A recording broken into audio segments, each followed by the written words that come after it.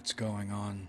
Boys, thanks to our patrons and Fiverr customers, arm yourselves, life stuff.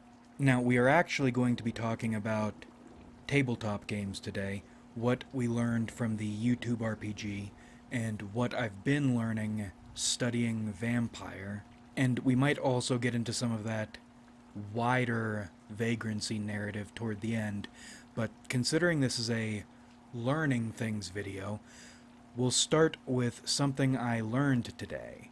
Now, I am always fixating on people who have wronged me and people I've wronged, but it's been more intense lately, particularly the last few days. Because when people fuck with you, they don't stop fucking with you until you are away from them, far enough away that they can't fuck with you, or until you make them stop fucking with you. And we're going to start referring to a set of actions as this and that. And I've kept running into nasty people lately. And people are always nasty all the time, so maybe it's just hitting me more intensely than it otherwise would, but it has been getting to me. And all I can think about is this and that. And for some reason, a couple days ago, I was...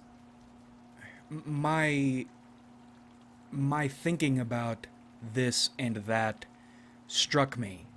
As in, not just how awful they are, and how truly deserving they are of this and that, but how awful I am for being someone. It hit me. I can't. I cannot count how many times I've thought about this and that. Inflicting this and that on awful people who are awful because they're allowed to be awful. And they deserve to be this and thatted, but what an awful world we live in, and what awful creatures humans are. It's so easy, at least from the outset, to be nice, to be pleasant, to be kind, to be considerate. And that gets harder when you're around awful people, but if you are around awful people, how easy is it not to do anything? If you can't take kind actions and try to be a better person and make the world better to be in, you can at least not contribute to the awfulness. And kindness, especially after you have been wronged or you've dealt with awful people, is a tremendous undertaking. In fact, because of what we are, because of what humans are, just holding back your standard frequency badness is hard enough. And it's not worth it because let's say you do manage to do the impossible and be kind after awfulness. People are going to treat your attempts at kindness like it is awfulness, because it does come from a bad place. You're never going to overcome that issue.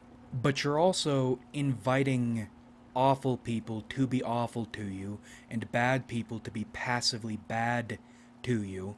No good deed goes unpunished. You are not going to abate awfulness in the world, and you're going to die destitute for no reason. I need to hammer out this tangent a bit more, and this is the shit we're always talking about, but again, this is hitting me in a different way, or it hit me in a different way today. And I'm on the verge of frenzy. My mask of sanity is about to slip. 2 nights ago, I saw a human shadow that was not there. And it was a surreal experience, because I noticed it, and I froze, because with the angles, I knew that couldn't be my shadow, and it was so impossible that I moved around just to make sure that somehow this shadow was not mine, and it wasn't, but it was moving. It was a human-shaped shadow, and it was moving. And I realized that it was not real. And on one hand, it was calming, because this is in my head, this isn't there, it can't hurt me. But on the other hand, Jesus Christ, why is this happening? Anyway, today I am at the bank, chit-chatting, doing some minor depositing, when this dude comes in, starts his transaction, and we are the only two customers there. And there are two people behind the counter. And these are the tellers, the women who are very kind. Easy to work with. Whenever I'm having a business or a personal issue, all I have to do is talk to one of them. There are other people in the bank, but I talk to one of these two, the problem goes away. And I'm not paying attention to the dude, but then he raises his voice at the other teller. And I'm aware stuff bothers me more than it does other people, so I'm watching the teller I'm looking at to gauge her reaction. How am I supposed to respond to this? Because his tone of voice and what he said, to me, sounded like something he should get this'd and that'd for. And the teller I'm looking at freezes up, stops in the middle of what she's doing, handling my transaction, freezes, looks over. So I look at the other teller. She's frozen. Her eyes are wide. She has no idea what to say. And in my head, I'm thinking, okay, I heard that right. I'm reading this situation right.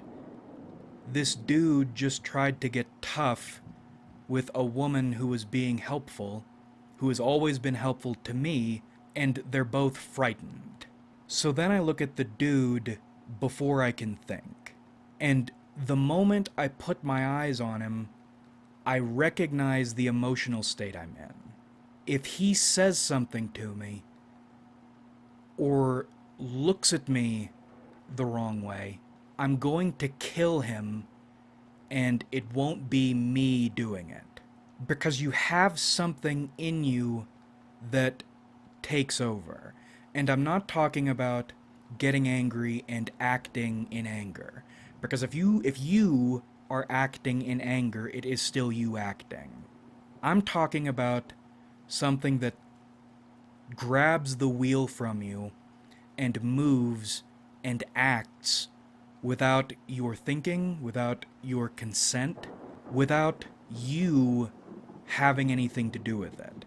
All you can do is try to avoid ending up in circumstances that bring that thing out and make it take over. So I'm staring at him, and either he doesn't notice me or he won't look at me. I think it was he didn't notice me, and thank God for that. But after the momentary freeze is over, my teller finishes up my transaction, and I'm still staring at him. I'm waiting for him to look at me or to say something, and I wait a few seconds longer, and then I grab my shit and I leave like Michael Corleone. You don't run, but you don't walk. You don't look anyone in the eyes, but you don't look away either, and you get out of there. And I get home, and I'm steaming.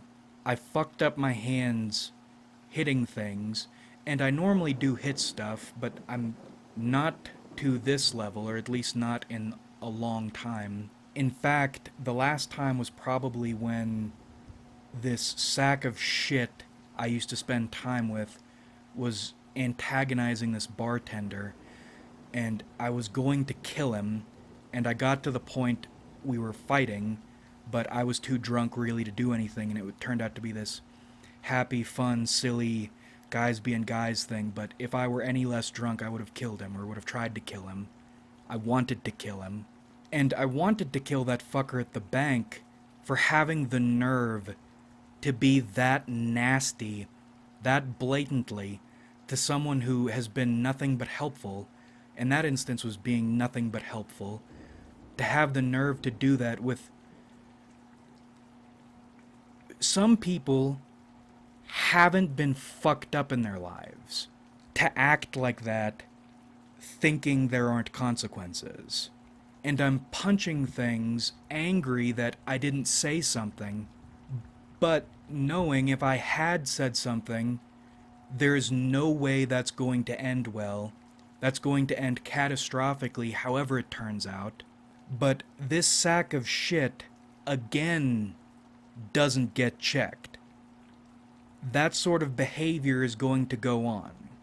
And that's when I learned something. Because I thought, and not as a hypothetical, but as a matter of course thought that occurred to me, God, I wish I had a sissy little son, a little girly boy like I was when I was a child, so I could beat him into acting right. There's a lesson that needs to be taught. Someone needs to be taught a lesson, and I couldn't teach that guy a lesson, so I wish I had a sissy little son to teach a lesson. And the way that thought came to me, again, was not as a shitty possibility, something you think while you're mad, but as a matter of course. This is what should happen. I should have a disappointing son, and I should beat him. What I learned is I am exactly like my father. Just a pussy. Because I've never knocked anybody out. I have been in... I can count the number of fights I've been in on one hand, and the only one I won by mistake. I don't know how to word what I learned today. I think the closest I can get is one type of abuse comes from the displacement of lesson teaching.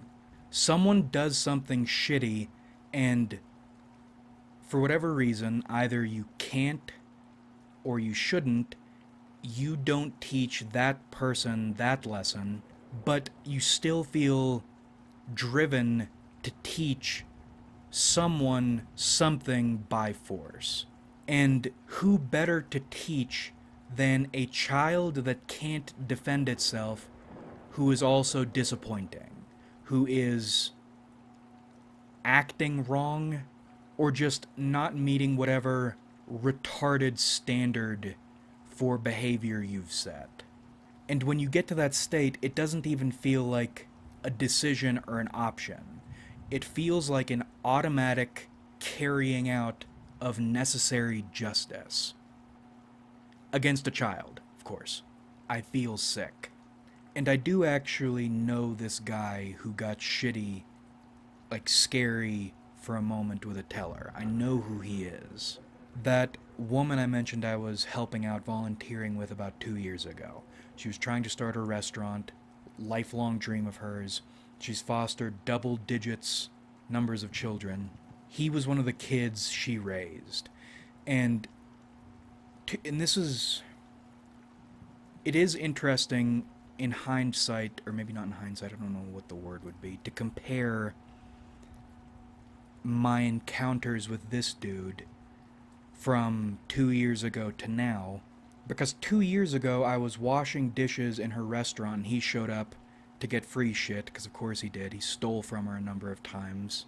And I didn't know exactly what his deal was at the time. I knew he was one of her kids, but I didn't know really anything about him. So he comes into the back, and I ask him if he's here to help with the dishes.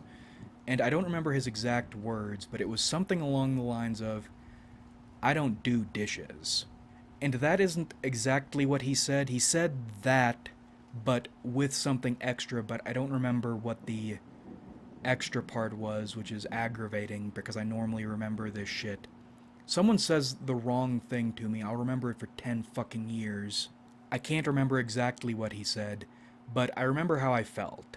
You're too good to help the woman who got you out of an orphanage or child protective services or wherever the fuck people like you come from. That's such a sorry example of humanity. And the reason I bring this up, aside from reminding myself of things to be furious at, is blood. Why is this good woman, and she was a good woman, I mean, maybe she is a secret piece of shit, but I'll bet $20 she's not. Why is she not allowed to create her own children when shitty blood like mine and his is allowed to propagate? And not just to exist, because in a perfect world, men like us wouldn't exist, but this is not a perfect world, but to benefit off good blood. It's sickening. Because I'm sure that dude is exactly like whoever his parents are, and I am exactly like my parents. And not just in a minor influence way, but in a naturally reaching the same shitty states of mind way. I don't think my father would be able to explain why he is the way he is. I mean, you can explain the circumstances, but not that exact. It's like a subroutine that fires off. I stepped into that exact subroutine naturally, like it was there for me. This surreal moment of understanding by blood my blood. Now, blood, everything is connected. You find the media you need when you need it.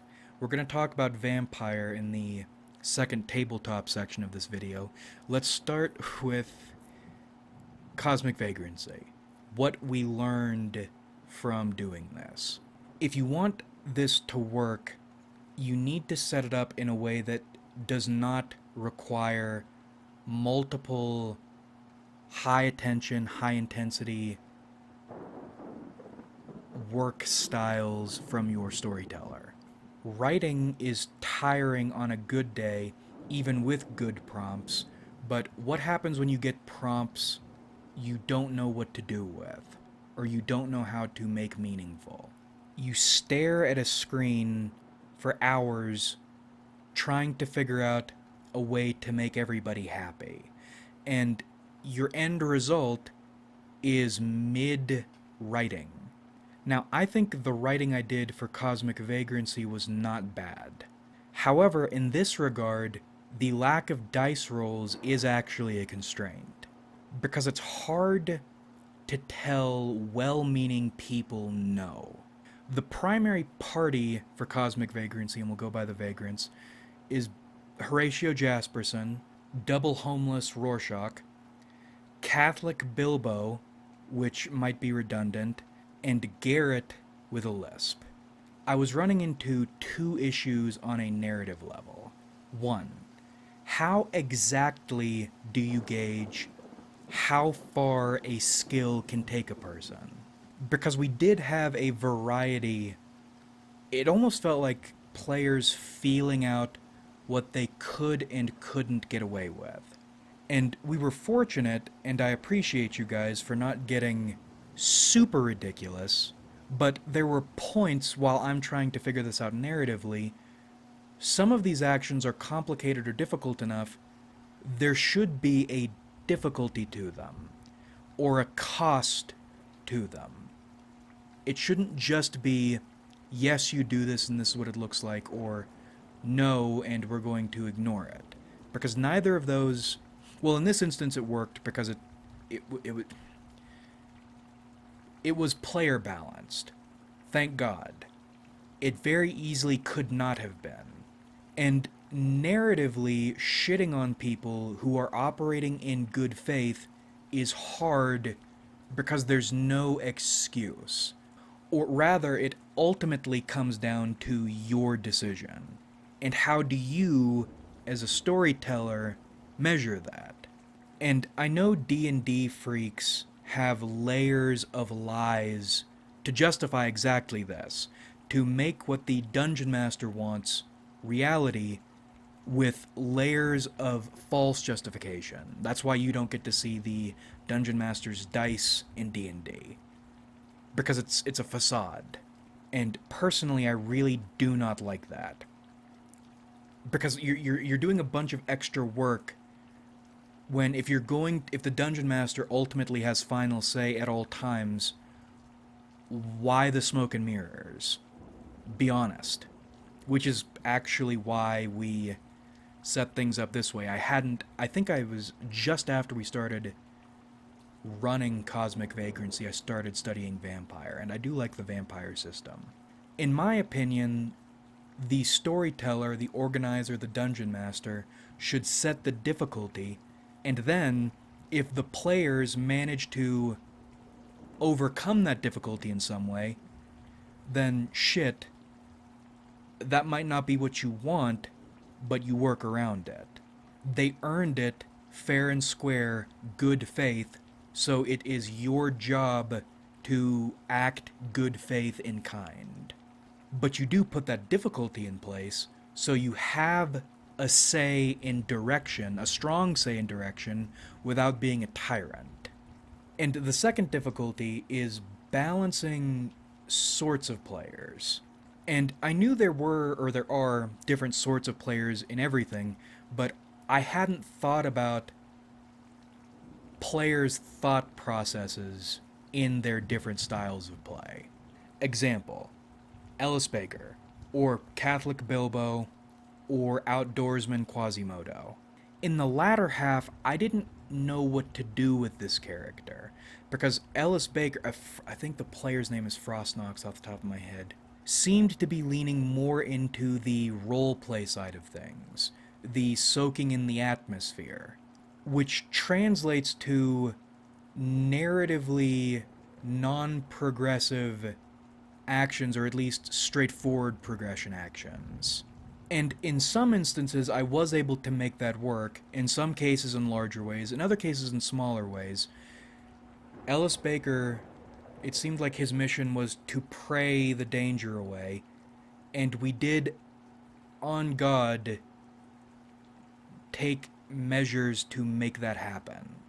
As in, we aren't rolling dice, but whenever Ellis Baker would go out and pray or ask for guidance, someone did something better. If Ellis Baker hadn't prayed that day, Janie Barber would have domed Norsky with a 38.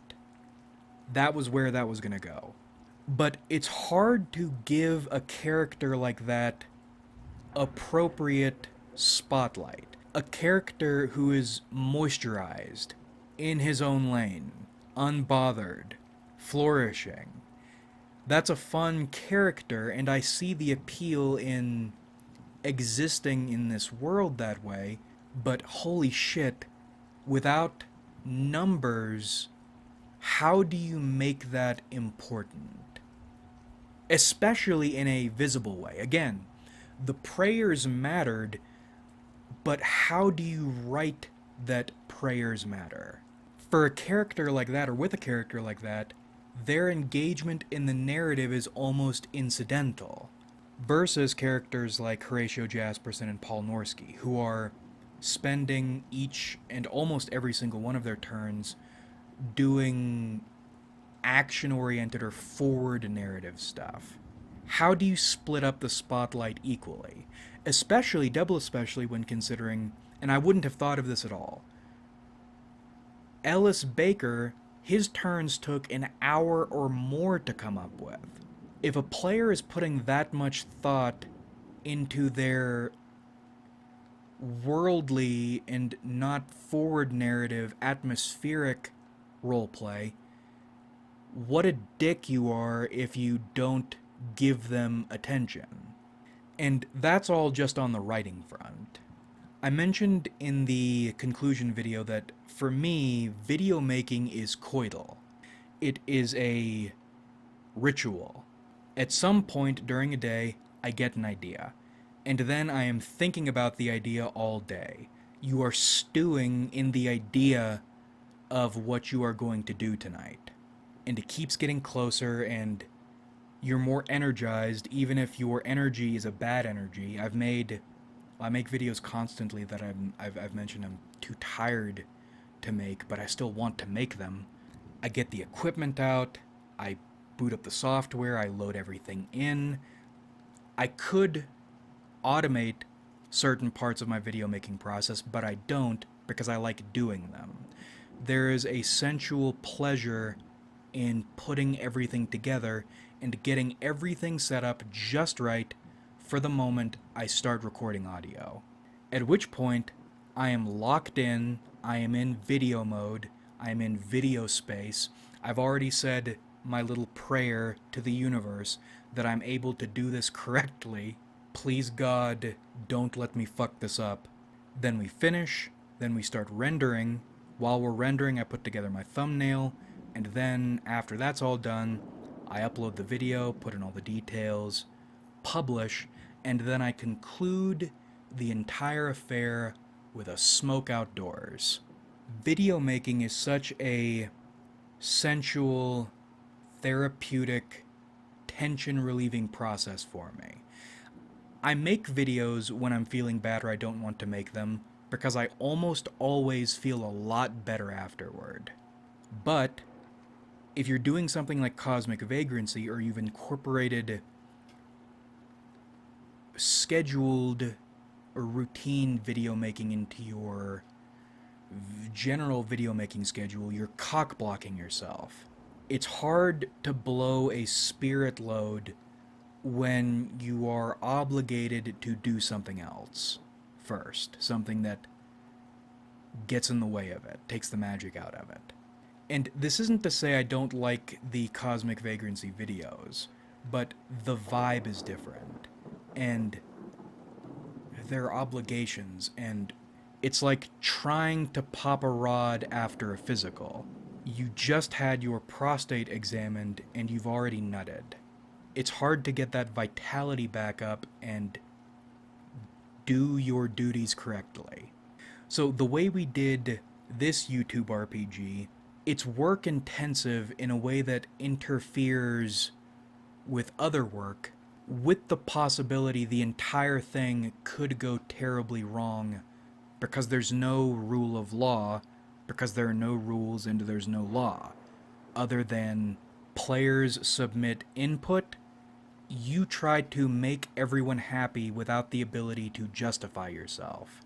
And again, nothing went wrong this time, thank God, thank the players, but that environment is unfriendly, because you're spending 3 hours on writing something, you don't know how it's going to be received, you don't know if you're doing the right thing, you have no way to justify anything, and ultimately it's going to produce around a 9-minute video that most people are not going to watch and is actively going to harm your channel's analytics.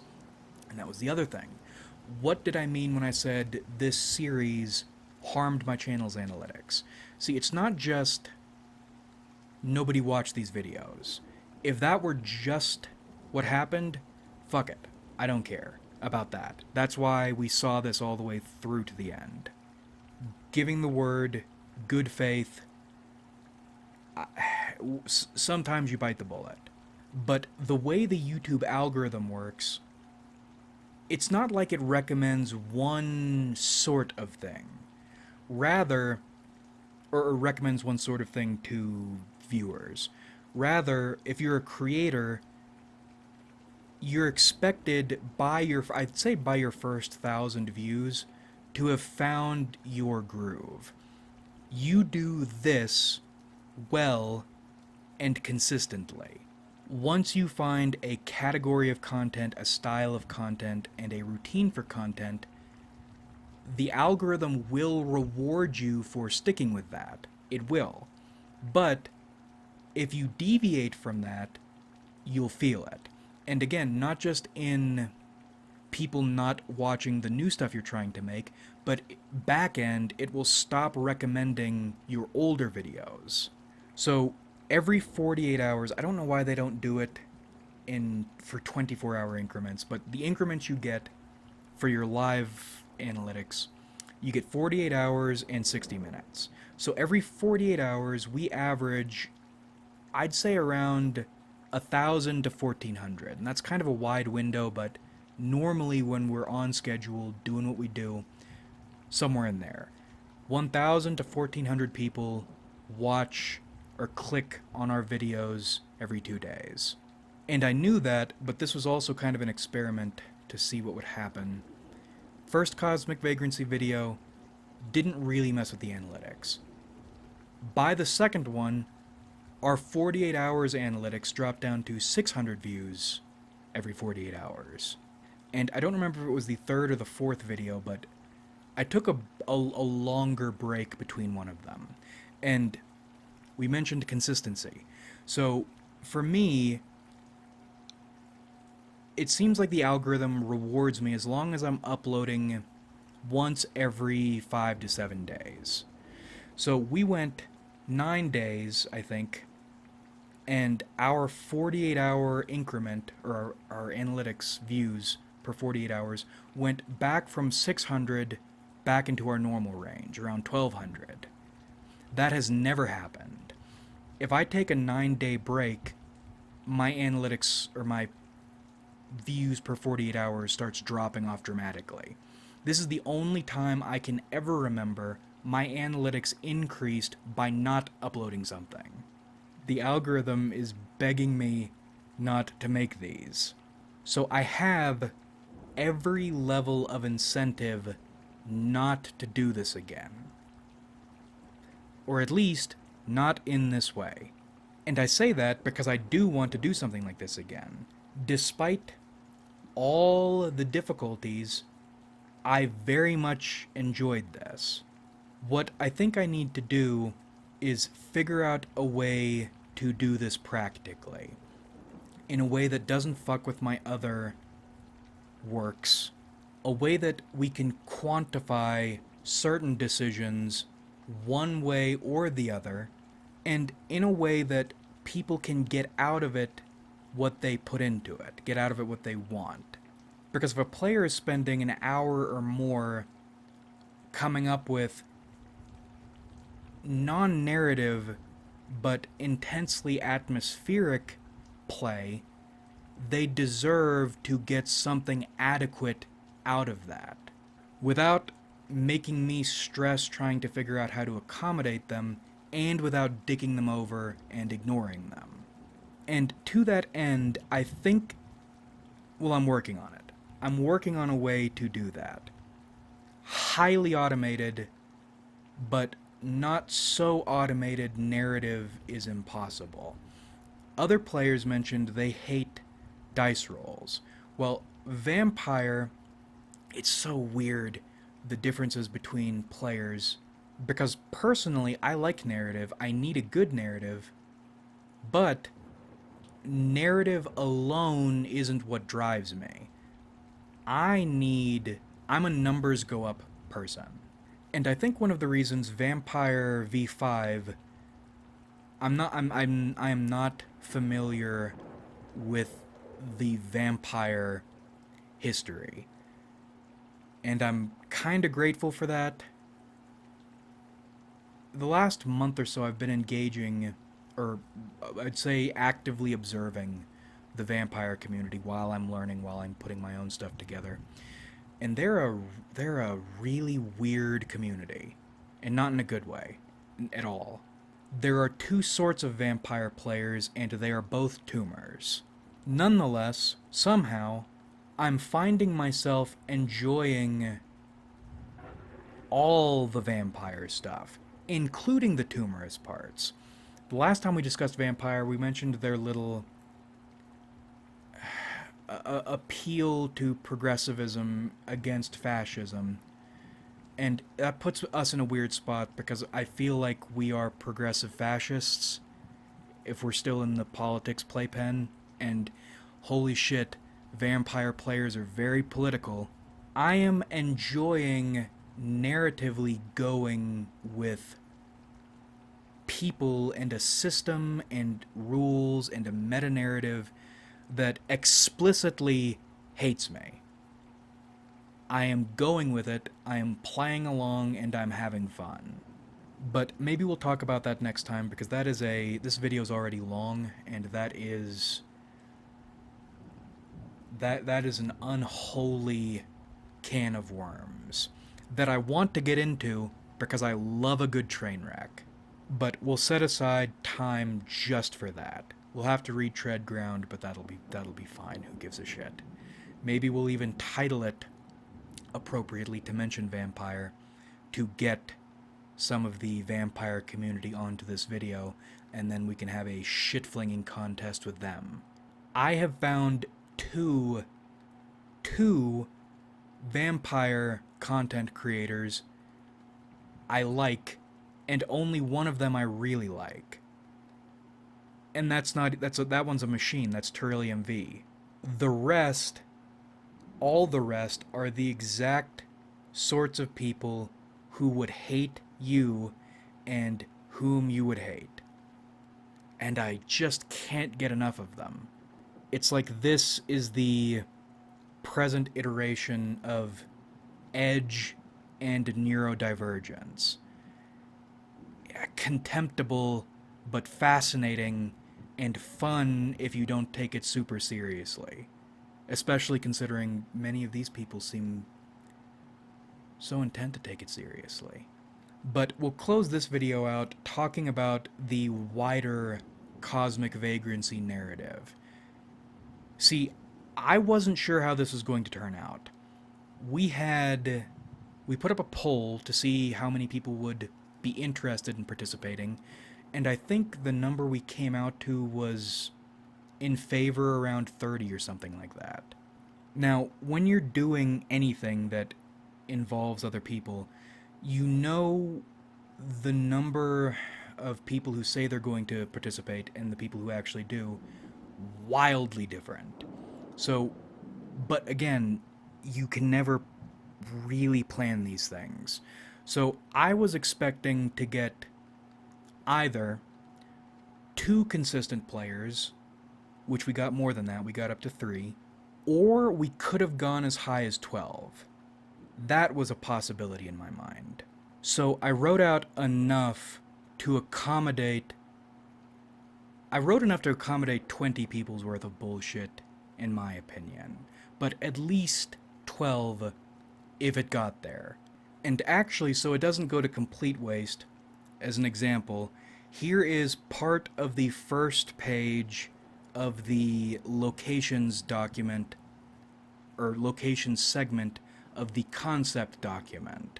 So when we leveled out to 3 players, we had more than enough to do whatever we wanted with. In my head, even if it didn't come through in writing, Squander is an actual place filled with actual places and actual people and actual history, because I didn't know if we were going to need it.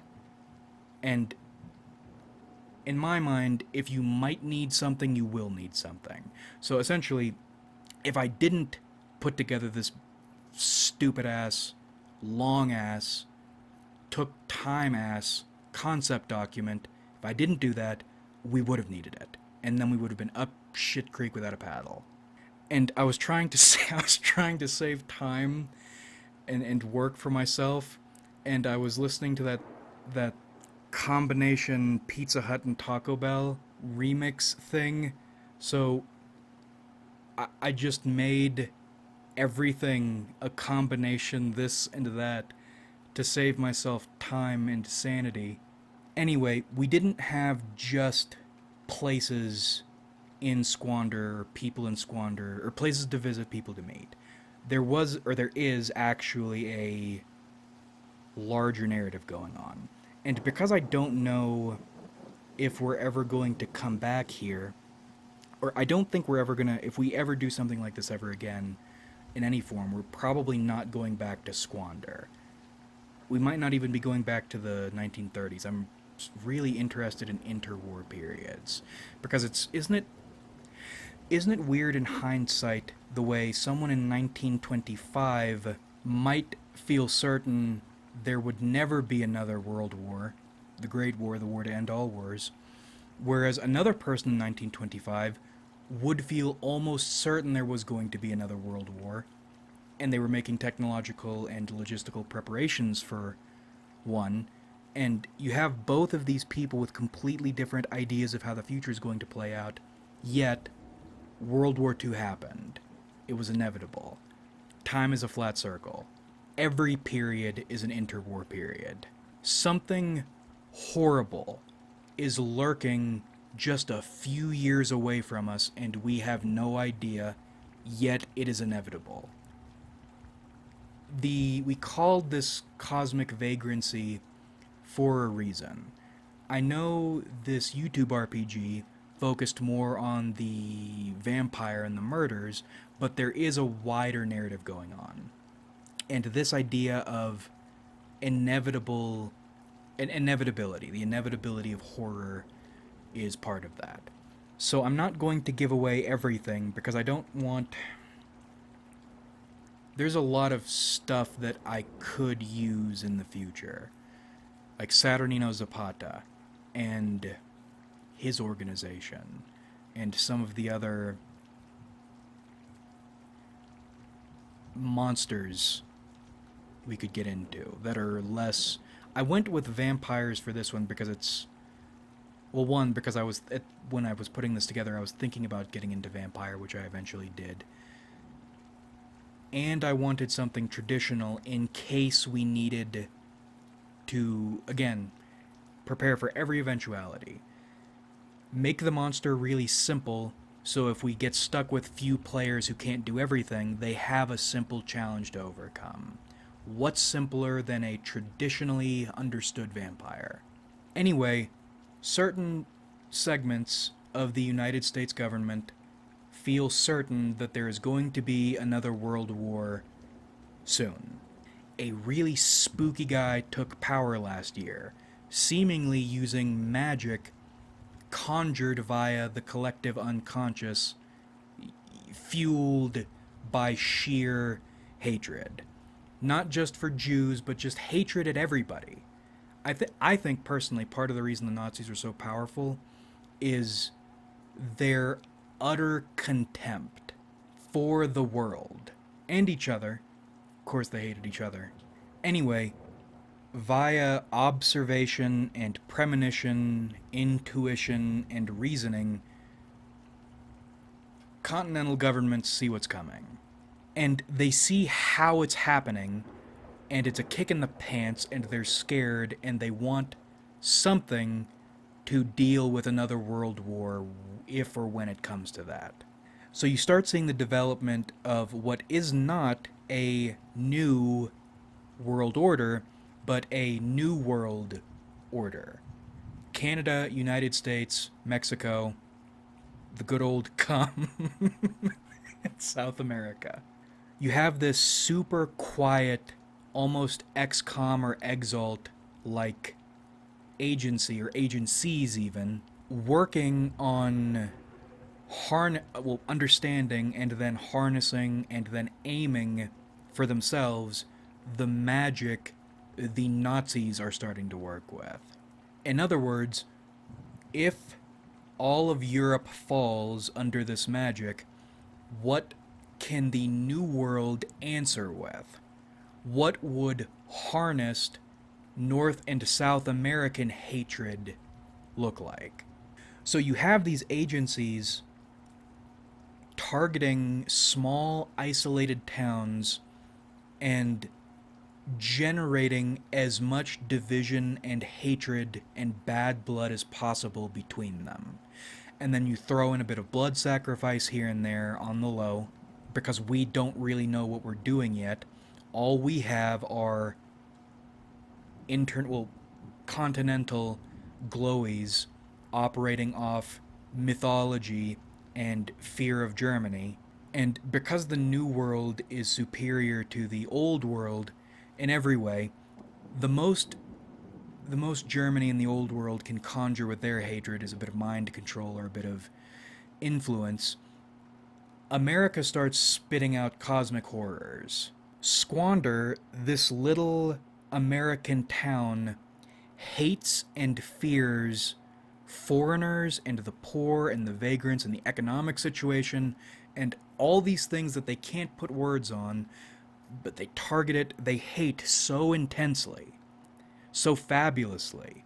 They inadvertently transform one of their grieving children into a cognito hazard. Their hatred alone, focused, transforms a young man, a boy, into a weapon aimed at people they hate. And for a preliminary experiment, this actually works pretty well.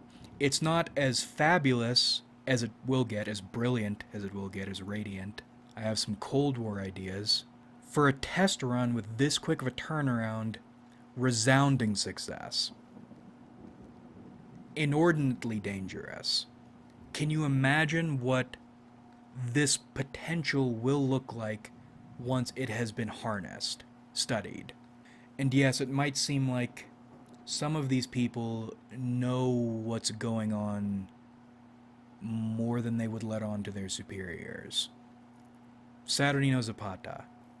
Boy, what a great OC who was barely present in this story. And see, the thing about that character is he would have been more present probably if there were more characters rooting around. Regardless, you know I'm obsessed with New World Union shit. You know I'm obsessed with the collective unconscious, the shadow. I didn't think about this at first, but the effect a community's hatred has on its children, I didn't put that together until we were pretty deep in. But for the wider narrative, that's what's going on. Glow in the dark, well, proto glow in the dark, interwar period, prepping for World War II horror. The ultimate cosmic horror of cosmic vagrancy being you can't stop human beings from hating. We love to hate each other, we love to hurt each other, especially when we think we are fighting hatred and hurt. We don't, it's cognitive gymnastics. We don't process that we are measuring how not hateful and not hurtful we are by how well we can hate and hurt other people. Meaning, this is going to be a snowball. The more interconnected in terms of communication the world gets as technology progresses, and the more horrific wars we have, the more we harm each other and are able to see that harm and are encouraged on a massive scale to hate each other. Can you imagine the monsters human beings are going to create of themselves using their own minds to wreak havoc on other people who are then going to do the exact same thing back? It's an extinction event in slow motion. And unless you're God and you can change human nature, you can't do anything about it. That is the cosmic horror. Or the original name I was thinking about, but I went with cosmic vagrancy as kind of a joke, but then it became serious. The Black Massacre. The end of the human race. Hatred uncontrolled, unable to be controlled. Fed. By feds. But mostly by ourselves. That was the concept, and that is the world. If we do something else like this, that's probably the world we'll be doing it in. Moving ever closer toward that inevitability brought on by our own hateful natures. Except this time it'll be Cold War, probably. And maybe in Antarctica. But I think for this evening that about does it. We'll talk about Vampire another time, and maybe I'll show what I've been working on. I want to do some MBTI videos. I also wanted to do a mean, sarcastic video. That one dude who said you should make a video typing notable and famous people. I want to make a video typing, like literally typing notable and famous people over and over again for about 8 minutes so I can get the ad revenue while I talk about this girl's ass I saw. That this happens once every 3 or 4 years. An ass reminds me that I am in fact a human. But we'll save that for that. That will be an 8-minute video.